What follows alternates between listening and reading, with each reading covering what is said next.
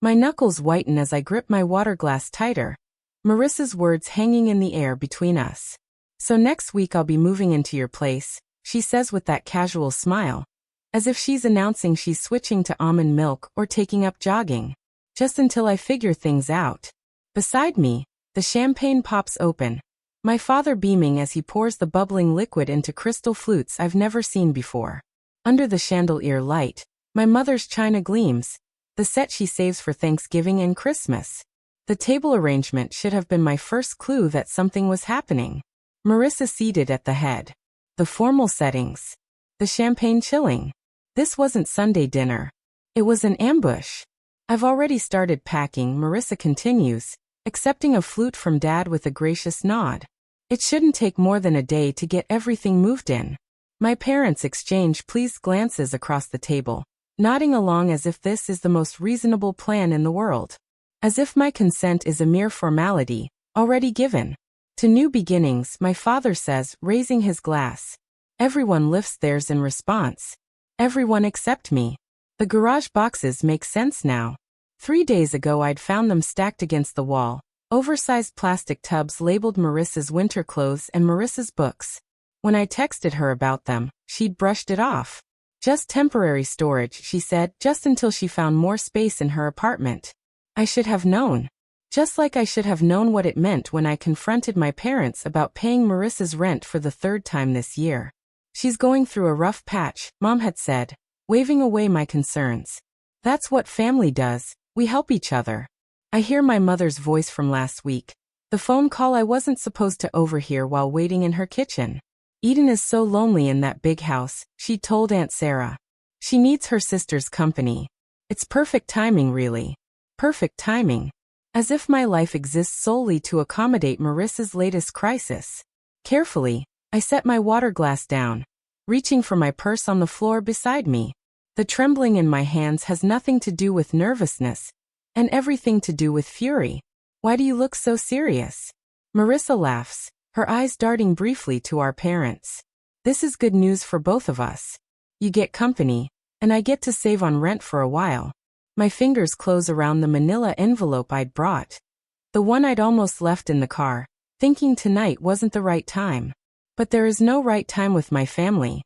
There is only their time, their plans, their expectations. The tremor in my hand steadies as I place the envelope on the table. Actually, I say, my voice calmer than I feel. I have news too.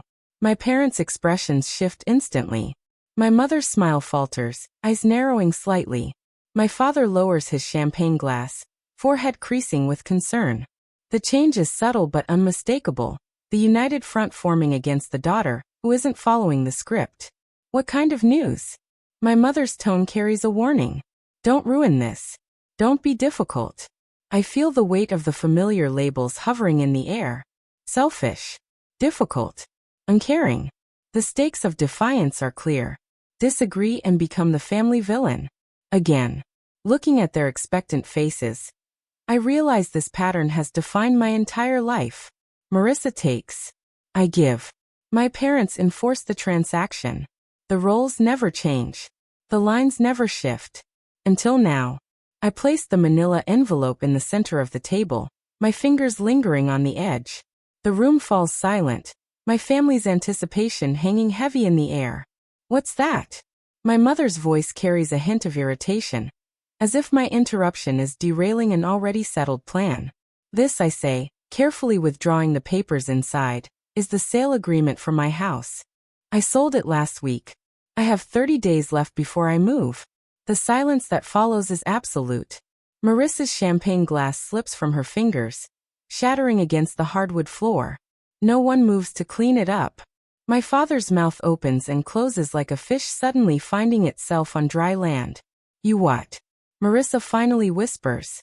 I flip through my phone, pulling up the Pinterest board I discovered this morning. Interesting timing, isn't it? While you were planning to move in, Mom and Aunt Sarah were already designing your future bedroom in my house. I turn the screen toward them, displaying their meticulous board labeled Marissa's new room. My throat tightens as I watch recognition flash across their faces. 9 years of saving every possible penny, working overtime, sacrificing vacations and new clothes. all to afford that house, my dream home. And to them, it was just another resource to be redirected to Marissa. My father stands abruptly, towering over me. You can just cancel the sale, he says, waving his hand dismissively. These things have cooling off periods. My mother rises too, resting her hand on his arm. Eden, we already promised Marissa she could stay as long as she needed. You can't possibly expect her to find a place in 30 days. Actually, Aunt Sarah pipes up from the end of the table. We were going to move most of her things next Tuesday while you were at work, just to make it easier for everyone. The coordinated betrayal steals my breath. I glance at Dorothy, my mother's oldest friend, sitting uncomfortably beside Aunt Sarah. She stares fixedly at her plate, avoiding eye contact with everyone. You can't do this, my father says, his voice hardening. What about your property taxes coming due? You know I always help with those. The implied threat isn't subtle. His one annual contribution to my finances dangled now as leverage. Eden, my mother says softly, her voice taking on the concerned tone she uses when discussing unstable people. I'm worried about you. This kind of impulsive decision-making isn't like you. Are you feeling all right? Have you been taking care of yourself? I recognize the strategy immediately. If not compliant, then possibly unwell. It's a familiar path in our family dynamic, one that's kept me in line for years. You did this on purpose, Marissa accuses, tears streaming down her face. You found out I needed a place to stay and sold your house just to spite me. The accusation lands like a physical blow. This is how it always goes. My boundaries recast as cruelty, my self-preservation painted as selfishness. For a moment, I consider explaining the truth. The catastrophic roof replacement that drained my savings. The water line break. The heating system failure. The mounting financial pressure that made selling not just advisable but necessary. But what would be the point? They've already cast me as the villain in this family drama. Why give them more ammunition? I made this decision for my own reasons, I say instead, keeping my voice steady. And it's final. So you're just going to leave your sister homeless? My mother's voice rises. After everything we've done for you? The familiar weight of guilt settles on my shoulders. Everything they've done for me.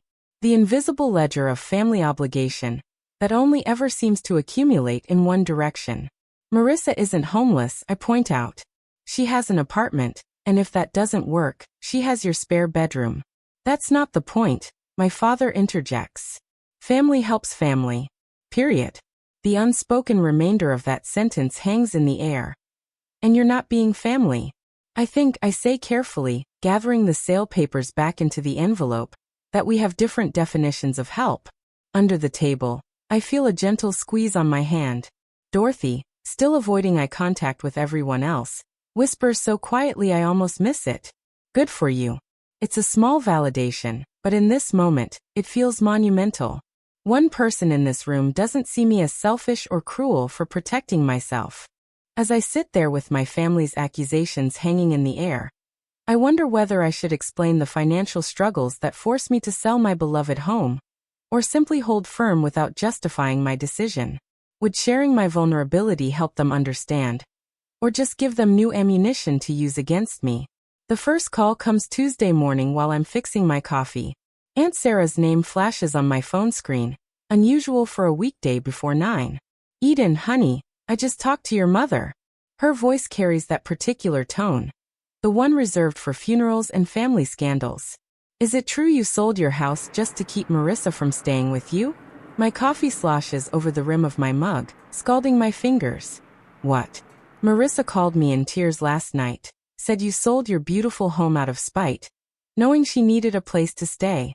The burning on my hand fades as a different heat rises in my chest. That's not what happened. Your sister will be homeless, Eden. I never thought you could be so cruel. The calls continue all day.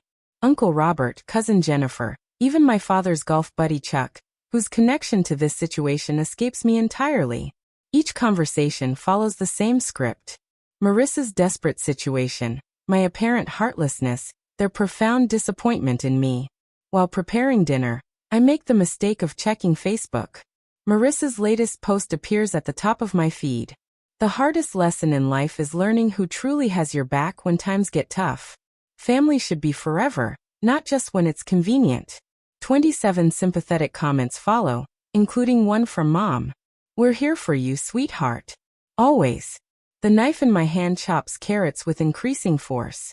The final blow comes Thursday, when my colleague Lisa stops by my desk, her expression pinched with concern. I ran into your sister at Starbucks this morning, she says, lowering her voice. She told me about the house situation. If you need help finding her temporary housing, my church has a program. The carrot pieces on my cutting board splinter under the blade. What exactly did Marissa tell you? Lisa shifts uncomfortably. Just that she's facing homelessness because of some sudden decision you made. She seemed really upset. My jaw tightens so hard it aches. Thanks for your concern, Lisa. But Marissa isn't homeless. She has an apartment and parents with a 4-bedroom house. After Lisa leaves, I lock myself in the bathroom stall. Hands trembling as I text my sister. Stop telling people I'm making you homeless. It's a lie and you know it. Her response arrives instantly. You're selling the house I was counting on. What would you call it? The roof replacement came first, $11,000. I hadn't budgeted for when the March storms revealed leaks in 3 different rooms. I emptied my vacation fund and took a small loan, telling myself it was a one-time emergency. Then the water line broke in April, $8,200 for emergency repairs and landscape restoration. I canceled plans to visit my college roommate in Arizona, picked up weekend marketing work for a local realtor, and ate ramen for dinner more nights than I care to admit. The heating system failure in June was the final blow, $5,000 I simply didn't have. Each night after work, I'd sit at my kitchen table, surrounded by spreadsheets and bank statements, calculating and recalculating figures that refused to balance. The crying started around then. Silent tears that came only after midnight, when I was certain no neighbors walking dogs might glance through my windows and see the truth. That the woman they waved to each morning, the one who always appeared composed and capable, was falling apart behind closed doors. My reflection in the bathroom mirror each morning reveals the cost. Dark hollows beneath my eyes that concealer can't quite hide. Collarbones more pronounced against my blouses. When my pants began slipping at the waist, I punched new holes in my belt, rather than by smaller sizes. Temporary situation, temporary solution. While maintaining this facade, I packed my home each evening. 9 years of memories sorted into keep, donate, and trash. Books that once lined entire walls now fill boxes stacked in corners. The wedding photos of friends, the graduation pictures of cousins, the vacation snapshots, all bubble-wrapped and nestled in containers labeled with blue marker. Through it all, I document everything. Bank statements in chronological order. House repair invoices filed by date and category. Text messages screenshot and saved. A fortress of paper proof against the siege of family fiction. While packing my office bookshelf, I find it, a framed photo I'd almost forgotten. Me standing on the front porch of this house the day I signed the mortgage papers, keys clutched in my hand, smile threatening to split my face. The realtor had taken it as a surprise, catching the exact moment I realized I'd actually done it, purchased a home entirely on my own. I traced the frame's edge, remembering that feeling. Pride without a hint of apology. Accomplishment without anyone else's approval attached. I place it carefully atop the nearest keep box, this tangible reminder of what I built, and what no one can diminish. The doorbell rings Saturday afternoon while I'm wrapping dishes in newspaper. Through the front window, I spot my parents' Buick in the driveway, Marissa's red compact behind it. No warning text, no courtesy call. I consider not answering, but the knocking grows more insistent. When I open the door, they file in like funeral directors, solemn, judgmental, prepared to manage a difficult situation. Mom spots the boxes immediately. You're really going through with this madness. I fold the newspaper around another plate, securing it with tape. The closing is in 3 weeks. Your sister needs you. Mom's voice rises slightly. You've always been selfish, but this is beyond understanding. Your sister needs you. The plate in my hands remains steady, though something shifts inside me. I've spent my entire life being told what Marissa needs. The words emerge calmer than I feel. Did anyone ever ask what I need? Dad clears his throat. Eden, be reasonable. I need financial stability. I need to sleep at night without panic attacks about bills. I need to not drain my retirement fund for house repairs I can't afford. I continue wrapping dishes methodically. Unlike past confrontations, I don't stop what I'm doing to give them my full attention. I don't offer beverages or comfortable seats. I continue my work while they stand awkwardly in my half-packed kitchen. We're your family, Mom says, voice wavering between anger and disbelief. Yes, you are. And I've never once asked you for money. Not for college, not for my first apartment, not for this house, and not for the repairs that drain my savings. For once, they have no immediate response. Marissa stares at the floor, unable to meet my eyes. Dad examines the ceiling as if architectural features have suddenly become fascinating. I realize with startling clarity that I no longer need their approval or understanding. The constant ache for validation I've carried since childhood has quieted, replaced by something sturdier. When I stand to reach for another stack of plates, I notice my posture has changed. Shoulders back, spine straight, eyes level with theirs instead of downcast as usual. The physical manifestation of an internal shift. Dorothy arrives that evening with Thai food and 2 bottles of wine. She helps me pack photo albums while sharing stories of her own sister, the one who didn't speak to her for 3 years after Dorothy refused to co-sign a loan. Family patterns are the hardest to break, she says, carefully wrapping a crystal vase my grandmother left me. But sometimes breaking them is the only way forward. Monday brings an unexpected text from my colleague Thomas. Need help moving? Got a truck and strong back. Family often sees us least clearly. Just say when. That afternoon, Barbara, my financial advisor, emails confirmation of my townhouse application approval. Asterisk based on your financials, this move reduces your housing costs by 42%. The right decision for your long-term security. Call if you need anything else. Asterisk. The contrast strikes me as I review these messages over dinner. These people ask what I need rather than telling me what to give. They offer specific help instead of vague demands. That night, I spread my financial documents across the dining room table. Bank statements, repair invoices, property tax assessments, retirement account withdrawals. Everything meticulously organized, the complete picture of my financial reality. Tomorrow's family meeting won't be an intervention for me, but a reckoning with facts they've chosen to ignore. My one advantage remains unspoken. The sales agreement includes a 30-day rent-back clause. For a month after closing, I can stay in the house while finalizing my townhouse purchase. Breathing room they don't know I have. At exactly 7 o'clock Tuesday evening, the doorbell rings. When I open it, I find not just my parents and Marissa on the porch, but Aunt Sarah, Uncle Robert, and my cousin Jennifer standing behind them. A family firing squad assembled for execution. I stand at the head of my dining room table, a position that feels foreign yet right. The manila folder in my hands holds every financial statement, every bill, every painful reminder of why I had to sell my home. My fingers no longer tremble as I open it. Before anyone says another word, I need you all to see something. My voice carries a steadiness I don't entirely recognize. The family gathering looks larger than I anticipated. My parents, Marissa, Uncle William, Aunt Sarah, and my support team, Dorothy, Barbara, and Thomas. I lay out the documents methodically, arranging them in chronological order. Bank statements, emergency fund withdrawals, contractor invoices. Each paper tells part of the story I've kept hidden. This is the roof replacement from last spring. I slide the $11,200 invoice toward the center, where everyone can see it. Asterisk the 30-year shingles only lasted 22. Insurance covered nothing. Asterisk Uncle William adjusts his glasses, leaning forward with a frown that cuts deep lines across his forehead.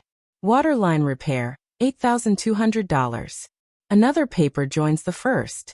When the city updated the main line, it revealed my connection was deteriorating. No warning, no payment plan offered. My mother shifts in her seat, but remains uncharacteristically silent.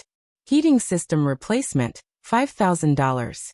The third major bill completes my trinity of home ownership nightmares. The energy efficiency rebate covered barely a quarter of the cost. I maintain direct eye contact as I speak, something I rarely managed in family confrontations before. Barbara nods almost imperceptibly from her seat near the window, encouraging me to continue. My emergency fund is gone. I place my bank statement on top, the balance painfully clear. My financial advisor recommended selling while the market is still hot rather than risking a forced sale later, when I might be underwater. Marissa's chair scrapes against the hardwood as she stands abruptly. This is creative accounting, Eden. You've always been good with numbers when it suits you. Her voice carries the familiar accusatory edge. You're just trying to avoid your family responsibilities. Uncle William, whose judgment I've feared since childhood, surprises me by turning toward my sister. Marissa, what's your current employment situation? Last I heard, you were between jobs. The unexpected redirection leaves Marissa fumbling. I'm exploring opportunities. The job market is complicated right now. My mother jumps in. William, this isn't about employment. Family duty exists regardless of finances. Eden has always had that beautiful house with all that extra space. Speaking of space, Aunt Sarah interjects, her reading glasses perched on her nose as she examines my heating bill. Why can't Marissa stay with you and Roger? You have that guest room you just redecorated. The conversation shifts like a current, pulling away from me and swirling around the room as family members begin questioning the arrangement I've endured my entire adult life. Dorothy clears her throat. I've known this family for 20 years. Eden bought her house without any family financial support. Meanwhile, I've watched Marissa receive help with rent, car payments, and credit card bills repeatedly.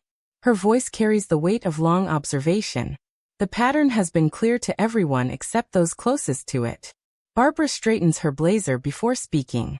As Eden's financial advisor, I can tell you that enabling financial dependency ultimately harms both parties. The one giving depletes their resources, while the receiver never develops crucial life skills. Thomas, sitting quietly until now, leans forward. My brother lived with my parents until he was 42. They paid his bills, made his appointments, solved his problems. When they passed, he had no idea how to function. He lost their house within a year because he never learned to manage money. He glances at my parents. Sometimes the most loving thing is to stop rescuing someone. The room falls unusually quiet, as these outside perspectives penetrate the family mythology we've operated under for decades. Uncle William breaks the silence. Eden, why didn't you share these financial struggles sooner? I hesitate, the question catching me off guard. Should I maintain the privacy and independence that had served as my armor for years? Or would opening up to select family members create the support system I never thought possible? Before I can answer, my father shifts in his chair, eyes fixed on the hardwood floor. It's the first time I can remember him sitting through a family discussion without dominating it. My mother's rigid posture gradually softens, her hands now resting open on the table instead of clenched in her lap. Marissa stands suddenly, grabbing her purse. This is ridiculous. You're all acting like I'm some kind of parasite. Eden has always been the golden child with her perfect house and perfect job, while everyone ignores how hard things have been for me. When no one jumps to her defense, she storms toward the door. The slam echoes through the house as she leaves. Uncle William waits for the reverberations to fade before speaking again. I think it's time we had a family financial planning session, for everyone. He looks pointedly toward my parents, including Marissa. My mother's eyes glisten with unshed tears, but for once, they're not being weaponized against me. My father reaches for her hand across the table, his face unreadable but his silence speaking volumes. For the first time in a family confrontation, I'm not the one left feeling like I've done something wrong. I arranged the last of my kitchen glasses into a box, wrapping each one in newspaper with methodical precision. My final week in the 30-day countdown, and the house already feels hollow, memories peeling away with each item packed. The doorbell rings. I check my watch, right on time. My parents are nothing if not punctual when they have an agenda. I open the door to find not just my parents but Marissa too, standing on my porch like a united front. My mother clutches her purse with white knuckles. My father's smile appears rehearsed. Eden, honey, my mother says, stepping inside without waiting for an invitation. We've been talking, and we think we've found the perfect solution. A compromise, my father adds. his voice carrying that false cheerfulness he reserves for difficult conversations. Marissa follows them in, her eyes darting around my half-packed living room before settling on me with a practiced look of gratitude. I really appreciate you hearing us out. They arrange themselves on my couch, the only piece of furniture not yet wrapped in moving blankets, while I remain standing. The power dynamic isn't lost on me. We know selling the house is your decision, my mother begins, punctuating her words with a nervous laugh. But instead of Marissa moving in with you, what if you helped her get her own place? My father nods enthusiastically, while carefully avoiding any mention of actual numbers, just a loan to get her started. With your success, it would hardly affect you. Unlike me, Marissa interjects, her voice soft and rehearsed. Some people just have bad luck, you know? The implication hangs heavy in the air between us. You're successful. She's struggling. You owe her this. My mother leans forward, her voice dropping to a conspiratorial whisper. Eden, the family has always stuck together. If you can't help your sister just this once. She trails off, the threat clear. Cut Marissa off, and I cut myself off from the family. I walk to the dining room table, where I've laid out several documents. They watch me, confusion replacing their certainty. I'm meeting with my lender tomorrow, I say, picking up a pre-approval letter. For a townhouse downtown. The monthly payment will be nearly 40% less than my current mortgage. I hand the letter to my father, whose eyes widen at the numbers.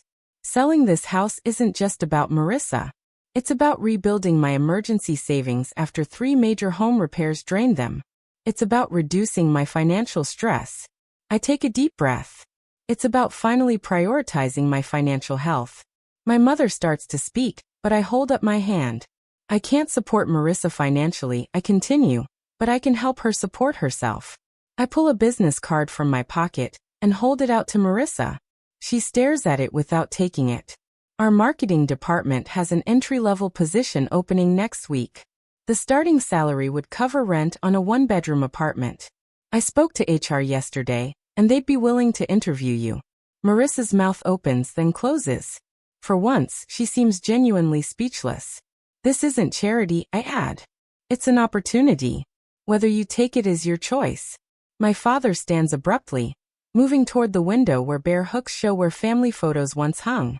Eden, be reasonable. Marissa needs. No, I interrupt, walking to the coffee table where I've placed a manila folder. This is what being reasonable looks like.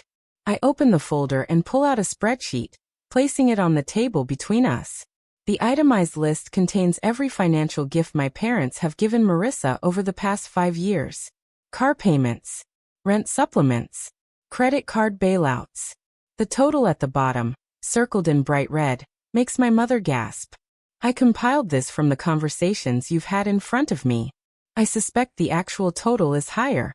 My father picks up the paper, his forehead creasing as he studies the numbers. This isn't love, I say quietly. It's dependence, and it's hurting both of you. My father opens his mouth to object, then falls silent, his eyes fixed on the spreadsheet. We just wanted to help her, my mother whispers, tears welling in her eyes. The best help is teaching someone to stand on their own, I reply, my voice steady despite the hammering in my chest. You taught me that once, remember? When I wanted to quit college because it was too hard. The memory hangs between us. My father refusing to let me move back home when calculus overwhelmed me, insisting I find a tutor instead. We're doing you no favors by making life too easy, he'd said then. Strange how principles change when applied to different daughters. The silence stretches, broken only by the sound of packing tape from the box I'd abandoned when they arrived. Finally, my father puts his arm around my mother's shoulders. We should go, he says quietly. They walk to the door, my mother not quite meeting my eyes. Marissa hesitates, looking back at the business card still in my hand.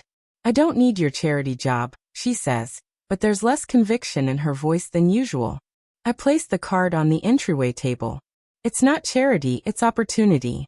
She turns away, but as she follows my parents out, I catch her slip the card into her purse when she thinks I'm not looking. The door closes behind them. I stand in my half-empty living room, listening to their car start and pull away. The silence feels different now, not hollow, but open, expansive. I sink onto the couch, running my hand over the familiar fabric. Tomorrow it goes into storage until I move into the townhouse. 9 years of memories in this house, and now an uncertain future lies ahead. I feel both liberated and isolated, triumphant and alone. The family dinner next month looms in my mind. Will they even still want me there? Has this confrontation permanently altered our relationships? The answering machine light blinks with 3 new messages, probably more relatives calling to weigh in. I ignore it, focusing instead on the business card Marissa took. One small step, perhaps the first of many. I stand in the center of my downtown loft, savoring the space around me. Sunlight streams through the windows, warming the hardwood floors beneath my bare feet. 3 months ago, this place felt foreign, a compromise rather than a choice. Now it feels like the home I never knew I needed. Another box checked off the budget, I tell myself, updating my financial tracking app. My mortgage payment appears in green, a full 30% less than what I paid for the Craftsman. Barbara's weekly check-ins have transformed what was once my greatest source of anxiety into a structured ritual I actually look forward to. The kitchen island holds my newest purchase, a professional-grade camera that would have remained a distant wish in my old financial reality. My first photography class starts tomorrow evening, the course catalog still open on my tablet. I run my fingers over the camera's textured grip. Permission to create rather than just survive. My phone buzzes with a reminder, Sunday dinner at my parents'. I feel the familiar tightening in my shoulders, then consciously release it. These dinners have changed just as I have. Later, I step through my parents' front door, carrying a bottle of wine rather than my usual tension headache. Dad greets me with a hug that feels genuine instead of perfunctory. Eden, come see what your sister brought, he says, his voice carrying none of the comparative undertones that once filled our interactions. In the dining room, Marissa arranges flowers in a simple vase. She looks up, her smile reaching her eyes. They gave me my first business cards today, she says, pulling one from her pocket. Assistant marketing coordinator. Sounds fancy for someone who mostly makes coffee runs, but I'm learning so much. She hands me the card proudly, without the defensive edge that once colored her accomplishments. My mother appears in the doorway, carrying a casserole that isn't placed strategically closer to Marissa's place setting. Tell us more about the social media campaign you mentioned last week, Mom says, looking directly at Marissa. Then she turns to me, and Eden, how was your photography class? I blink, still adjusting to the novelty of balanced attention. As we eat, I notice my father asking thoughtful questions of both daughters, not just fawning over Marissa's every word. 1 week later, laughter fills my loft as Dorothy raises her glass. To homes that shelter us and boundaries that protect us, she toasts. Around my coffee table sit Thomas, Barbara, Uncle William, and me, my chosen family, alongside the blood relative who surprised me most. Dorothy presents me with a frame containing 2 photos. Me signing my original mortgage papers 9 years ago, and me holding the keys to this townhouse. 2 brave beginnings, she says softly. 2 very different women, I add, recognizing how much I've changed. The following weekend finds Marissa and me at my kitchen table, surrounded by spreadsheets and calculator apps. So if I put away 15% of each paycheck, I could have first and last month's rent by January, she says, chewing her lip as she runs the numbers again. Our parents sit on my sofa, watching this scene with a mix of pride and regret. We should have done this years ago, Mom admits quietly. We thought we were helping, but we were hurting both of you in different ways. Dad nods, his eyes revealing the difficult journey of unlearning decades of enabling behavior. As I watch Marissa calculate her budget with determination I'd never seen before, I wonder about the fine line between helping and enabling those we love. Is it ever possible to find the perfect balance between supporting family and maintaining healthy boundaries? Or must we sometimes allow others to struggle so they can truly grow?